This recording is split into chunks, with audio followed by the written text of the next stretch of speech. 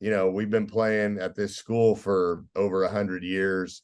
And we consider that, that tradition and that legacy very important. Whether you're bringing them into an organization that's bigger than just them.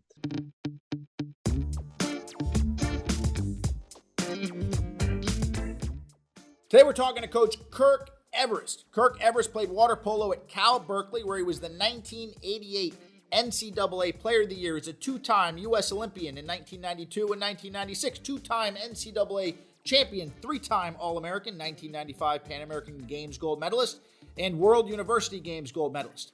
As a coach, five-time national champion, and in 2004 he was inducted into the USA Water Polo Hall of Fame. Coming off a year where Coach Everist took Cal Berkeley to back-to-back national championships in 2021 and 2022, he's done a ton more at the university. 2 Mountain Pacific Sports Federation crowns, 88 All-Americans with numerous academic honors. Over 20 seasons, Coach Everist has led the Golden Bears to the pinnacle of the sport. So I wanted to catch up with Coach Everist to talk to him not just about the future of work, but about his coaching philosophy, his coaching strategy.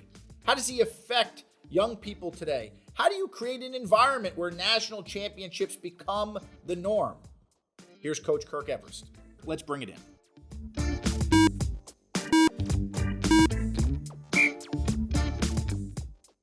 Well, Coach, I guess to kick it off, do you mind sharing a little bit of your background? You don't have to start all the way at the beginning unless you want. No, yeah. I've been coaching here at the University of California, Berkeley this is going on my 22nd season. So 21 years here. I played the sport of water polo here at Berkeley as well. So I've spent a lot of my life on this campus and around this program. I went on to compete in the Olympic Games in 92 and 96 in Barcelona and Atlanta. Started coaching in high school while I was training for the Olympic team, mostly so I could get keys to the pool and be able to train on my own when I was in the off season, and had some flexibility that way and kind of fell in love with it. And then when I stopped playing on the national team, I went into the real world and was with a startup software company in the Bay Area for about 6 or 7 years, but I kept my foot in the door coaching. And when this job came open at Cal, I got talked out of the kind of the search panel to, hey, why don't you get a resume going and see if see if this is something you really want to do. So it's worked out so far so good. But putting your livelihood in the hands of 18 to 22-year-old boys is always entertaining. Let's put it that way.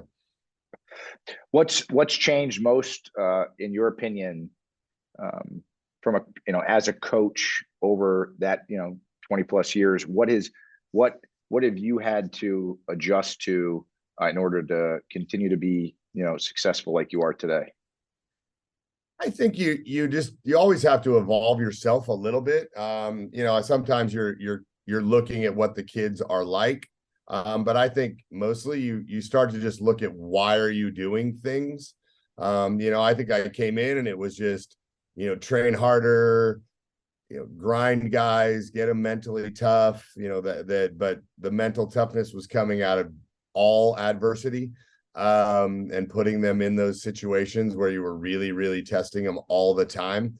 And as I've gotten into it, you take a step back and go, why am I doing that? Why is the load at this level? Why am I, just why, a lot of why. And so that constant progression over the years of being able to step back or get people in your program or mentors outside the program that will ask you those questions of, why are you doing it this way? Is there a different way? And then being, humble enough to take a step back and go, I don't have all the answers, and maybe a 18-year-old kid has a good idea, or a 20-year-old, and they have perspective that's unique, and being willing to at least explore those things to kind of keep reinventing yourself as a coach and reevaluating how you handle the athletes. Because at the end of the day, I think my job, other than, X's and O's and games and stuff like that, it really is to create an environment where that individual person and that team that year is going to thrive the most. And that's going to change. Personalities of teams change at the drop of a hat. Different leadership, players graduate, new players come in. There's consistency to it, but the personalities change, and you got to be able to adapt, I think, and at least be willing to explore. Is there a way that it's going to be better for this team, as opposed to, this is my system and this is what we're going to do, and you're going to figure out how to mix into it. I found more success with it being more collaborative. It's interesting, college athletics, because it's so, I think maybe now, so similar to the challenges that a lot of companies have coming out of COVID. A lot of organizations struggle with employee retention. They're struggling with turnover. They're struggling with engagement. They're maybe tired of blaming millennials. Now they're pointing at Gen Z, so I guess my question to you is, how do you think about the system of, you turn over a lot of players over time, and you gotta pull people. You gotta have a really good system to pull new athletes into your program to be able to produce results. What's the key to creating that repeatable program that maybe a business owner, a restaurant brand, a hotel brand, a retail brand could learn from, who's also striving to create like a repeatable, scalable business that succeeds? Yeah, I mean, we talk a lot about like skills and things that we hope will travel, in our world, like what gets on the bus with you or the plane, and so, like, individual teams. Here we talk a lot about, difference between a team and a program. Water polo at Cal, it's not the biggest sport, nationally. It's a California sport. It's starting to get bigger in other places, but we've been playing at this school for over 100 years. And we consider that, that tradition and that legacy very important. Whether you're bringing them into an organization that's bigger than just them, and there's a group of individuals, but we want them to understand that we're trying to do something that has a past, and we want to make it better when you leave. And there's a responsibility to that. Each individual team has their kind of moment in the sun. We started in January with a new season and off of a national championship season, and we're able to win. This group's won back-to-back national championships. So, they obviously have a goal, and we return all but 3 players from last year's team. So it's a team that has high expectations, but it's a brand new group. And the one thing that we can always connect to is that program, and what are the things that are important to us. And trying to continually instill that in them, that, that we have a responsibility to the ghosts of the past, the people that came in the 70s and 80s and 90s and have built this program that gave them the opportunity now in 2022 and 3 to participate.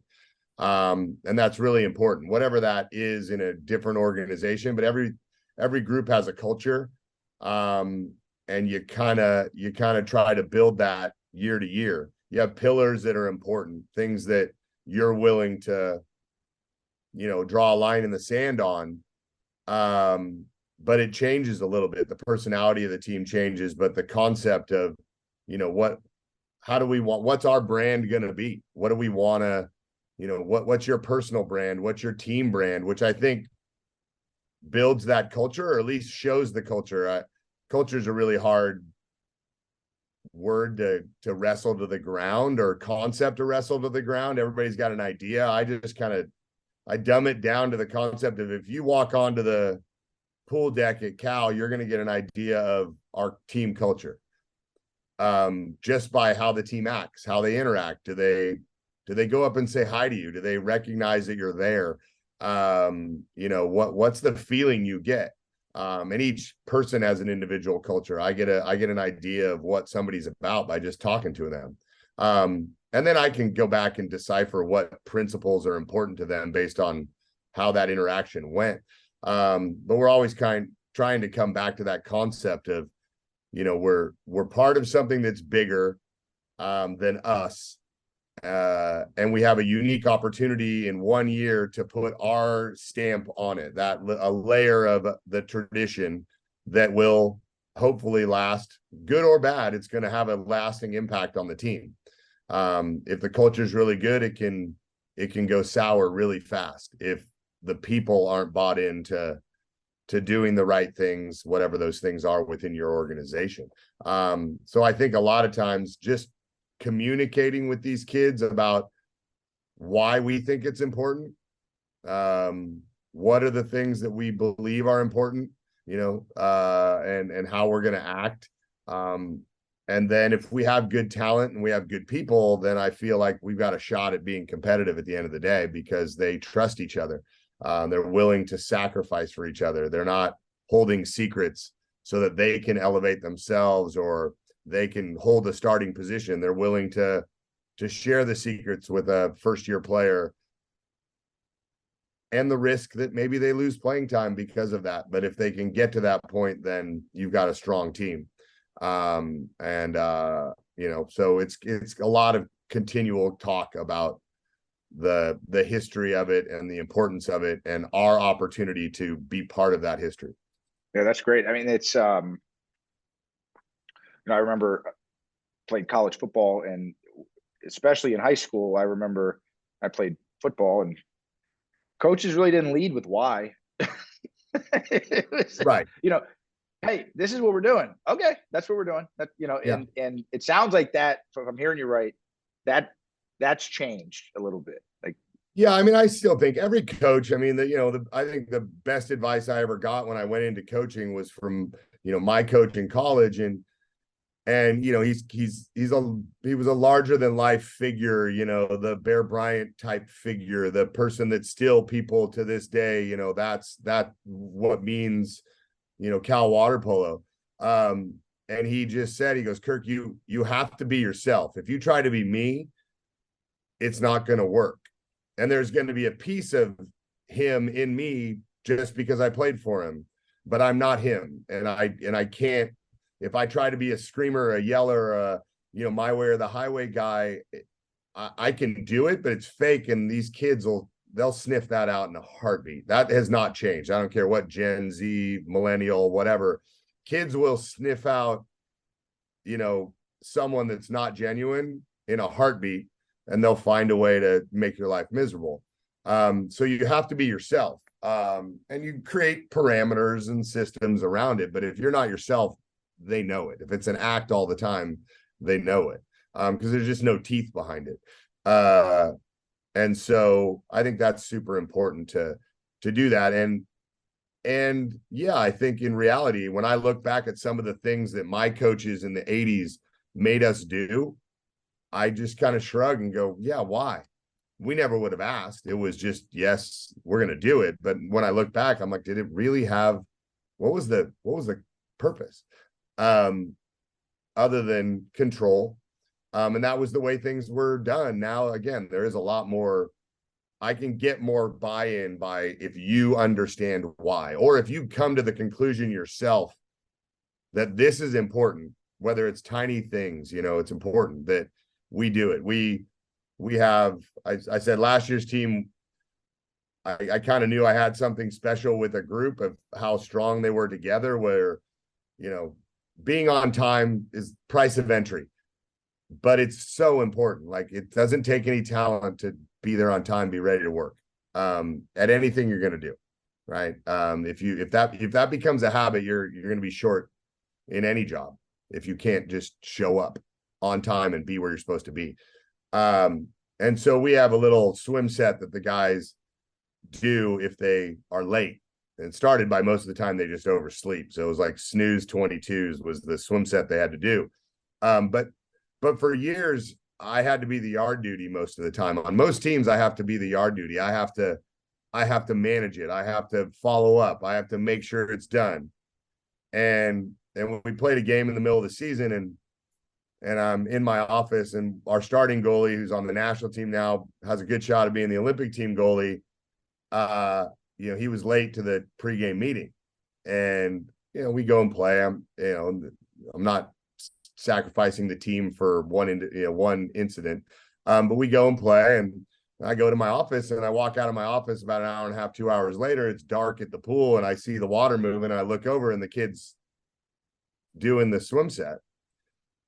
And I didn't tell him he had to do it. We'd discuss it tomorrow, but I'm like, oh, that's interesting. And then I left and went home. And then 2 weeks later, our best player's national player of the year was late to a meeting.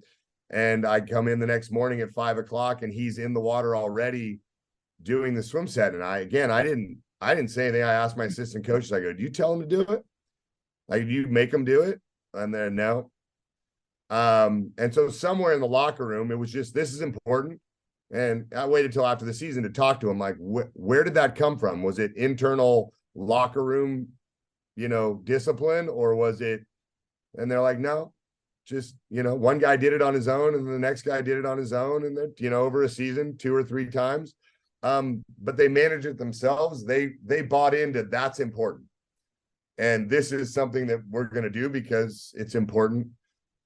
And at that point, you look at a group and you go, it's going to be really hard to beat them because they're controlling themselves. They're handling the team culture themselves, and it's not a constant, the coach or the authority figure running around trying to do it because they believe in it. They've come to that realization that this little tiny thing is important, and that might be the difference in a game down the line. I believe it does make differences, tiny differences. So if you can get them to buy into that kind of thing and explain to them why it's important, and then they believe it's important, then they own it. Then they're doing it because they own it. They believe it, not because you're telling them to do something. Because you can do that. You can tell people to do stuff all day long, but if they don't believe it at a critical moment, it'll fail, because they don't really buy into what you're trying to accomplish. I mean, water polo is a tough sport, right? Yeah. It's how do you think about struggle and failure as ingredients to improve performance as a coach? How do you think about utilizing those tools in your practice process, coaching process? And I ask that from a position of, there are organizations today that sometimes fear failure. They're afraid of struggle. They sometimes create environments where they avoid it. And I don't know what you think. Those produce a certain set of outcomes that are different than maybe ones that embrace it. Yeah, I think it's one of the most important things is to understand life is hard. Sport is hard. You're going to fail, and in the most critical games we have, that is a conversation that I have all the time with our players. Understand that today you're going to fail, no matter what. We could win the national championship and we hoist the trophy, but there's going to be failure throughout the game because the other team's good too. And so understand that it's going to happen. It's your reaction to the failure that is going to create the ultimate outcome. If you react poorly, or shy away from the opportunity to fail, then you're not going to create the environment where you can be truly successful. You have to be you have to be brave, right? You have to have the ability to put yourself out there and know that it might not work. And if you're locked in on what are the results of everything, then you're not going to be able to take that step because I'm emotionally invested on the score or where I go or what award I get or whatever it is. If you're totally emotionally invested in that, you'll tend to get, risk averse to things. And at the critical moment, it might be the unorthodox thing is the only shot you got. And if you're not willing to take it because you're afraid, then you're not going to win a lot of games because that was the shot to take, or nothing else was working. I'm going to try this, and then take responsibility for it. And everybody else on the team has to know I'm going to take responsibility for my teammate that took a chance. And you got to free them up, I think, to like, it's okay. You're going to fail. Sometimes it's, who fails first? Like, who's willing to get into the game instead of just shadow boxing for the first 30 minutes? Let's get into it. Let's make a mistake. Let's get over the fact and, door ding your brand new car a little bit and let's go. And we'll get into it, and then you'll calm down because you can't be thinking all the time. But I think failure is important, and our practices in the spring, spring's terrible. Their games aren't forever, and they can look like, oh, why am I doing this? And that's the key. That's the message, is we're creating opportunities for you to fail and creating opportunities for you to be tired and cranky and not want to do it. And then you're reacting to those things. And is the moment beating you, or are you finding a way to mentally get around that opportunity and find ways to handle the adversity, and handle creating the ability to be your best when you're not at your best. Like I can give you what I got today, right? And that's all I got, and that might be 80%, but that's 100% of what you got right now, and that's what we need. And consistently every day creating an environment where it's okay to fail, and some days you're going to conquer the workout great and everything's great, and then the next day you had midterms and you're tired and your girlfriend broke up with you and you were talking to her all night or whatever it is, and practice is there and you got to do it to the best of your ability at that moment. And we got to create those opportunities so that you have a bank of things to pull from in December in the championship game when you need them. But that it's not just going to show up, the day before. That's great. Coach, appreciate you taking time. I got one final question for you. You have your players and are going to, go on, and players you've had have gone on and they've gone into the workforce, and they're going to work for organizations and companies, and they're going to have, new coaches or folks that are managers around them. What's your hope for the future of work? Yeah, my hope is that in tiny little environments like ours in sport, or, in a classroom somewhere, that we're creating kids that are, willing to learn, that like to learn, that aren't afraid to fail, and are going to, lean into challenges, embrace them, seek them out, not take the easy way. And, I think in our little petri dish of college athletics, each little program is trying to create the environment where these kids are gonna, they're ready for real world things that matter, when your mortgage is on the line or those kind of things. And we've created people that are willing to, stand next to a teammate, and whether it's in a investment banking firm or a law firm or whatever, and they're willing to help them out, to do whatever needs to get done. The windows and floors is a word, a statement my dad used to say all the time. If it needs to get done, it needs to get done. If your business card doesn't say that you should do that, but it needs to get done, and the corporate, and the job needs it done, then, fill up the printer, or change the ink, or, wash a window. I don't know what it is, but if it needs to get done, it needs to get done. And we're hoping that we've created an environment where, they're ready to do that, or willing to do it.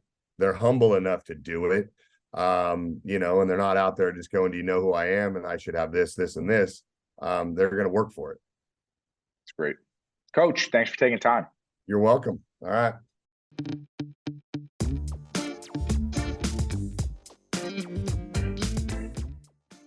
I got a ton of takeaways from that conversation with Coach Everist. Life is hard. You can't shy away from failure. You have to be brave. He also talked about how a team is comprised of individual cultures that all need to be unified under one umbrella. Is there a better coaching tip that we all could take immediately and apply into our cultures in our work environment. Talked about how the idea of adding to the legacy of the past and building upon it is part of his strategy as a coach, but also considering integrating the cultures of every player as well as the managers into the organization. He talked about how the coaching process has got to be collaborative and how the next best idea for your program may actually come from one of the kids you're coaching, which makes me think of the ways organizations today operate and how the best ones may do the best job at listening to their frontline. He talked about the importance of failure. He talked about embracing it. But even more than that, in closing, he talked about how the best coaches create opportunities for you to fail. And in using failure as a teaching tool to build upon, to build a stronger, more effective, more connected, more prepared unit. So thanks to Coach Everist for taking time away from his national championship level program. Now don't forget to subscribe to Bring It In so you never miss an episode. We've got some awesome guests lined up that you're not going to want to miss. Now, back to work.